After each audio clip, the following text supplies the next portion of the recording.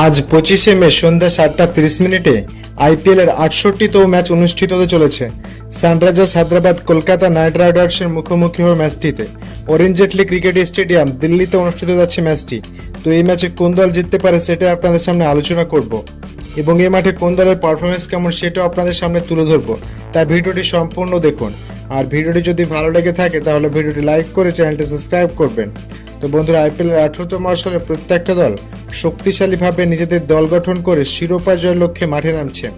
Arun Jaitley cricket stadium দিল্লির এই মাঠে যদি এই দুই দলের লাস্ট 10 ম্যাচের তুলনা করি তাহলে সানরাইজার্স হায়দ্রাবাদ এই অরুণ জেটলি ক্রিকেট স্টেডিয়াম মাঠে লাস্ট 10টি ম্যাচ খেলে তারা 70% ম্যাচ জিতেছে এবং অরুণ জেটলি ক্রিকেট স্টেডিয়াম মাঠে সানরাইজার্স হায়দ্রাবাদ দলের অ্যাভারেজ স্কোর 167 রানের, হাইয়েস্ট স্কোর 266 এবং লোয়েস্ট স্কোর মাত্র 44 রানের।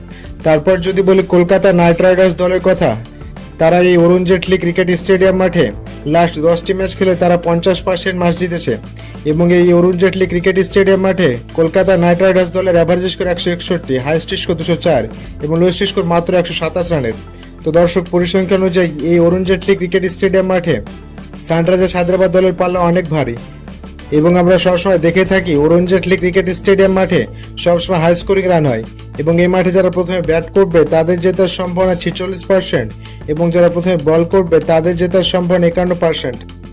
তো দর্শক, এখানে নিশ্চিতভাবে বলা যায় মোটামুটি যারা প্রথমে বল করবে তাদের জেতার সম্ভাবনা বেশি এবং এই অরুণ জেটলি ক্রিকেট স্টেডিয়াম মাঠে অ্যাভারেজ ফার্স্ট ইনিংস 170 রানের এবং সেকেন্ড ইনিংস 155 রানের।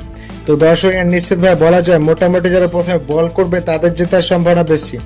এই মাঠে রান বেশিরভাগ সময় চেঞ্জ হয়ে যায় কারণ রাত্রে এই মাঠে অনেকটা ডিউয়ের প্রভাব থাকে। এই মাঠে লাস্ট 10টি ম্যাচের কথা বলে থাকলে পেস বোলিং উইকেট পেয়েছে 58টি এবং স্পিন বোলিং উইকেট পেয়েছে 44টি। সুতরাং এই মাঠে পেস বোলিং বেশি কার্যকরী হয়ে থাকে, স্পিন বল অতটা কার্যকরী না। সুতরাং এই দুই দলের মধ্যে যে দলের কাছে পেস অ্যাটাক বেশি আছে তারাই কিছুটা এগিয়ে থাকবে। দর্শক, যদি হেড টু হেড কথা বলি, লাস্ট 10 ম্যাচে দুই দলের দেখা হয়েছে, যার মধ্যে 2টিতে জয় পেয়েছে সানরাইজার্স হায়দ্রাবাদ এবং 8টিতে জয় পেয়েছে কলকাতা নাইট রাইডার্স। এদিক থেকে সানরাইজার্স হায়দ্রাবাদের থেকে কলকাতা নাইট রাইডার্স অনেকটা এগিয়ে, কিন্তু বর্তমানে শক্তিমত্তার দিক দিয়ে এই দুই দলের মধ্যে কোনো দলই কম শক্তিশালী নয়।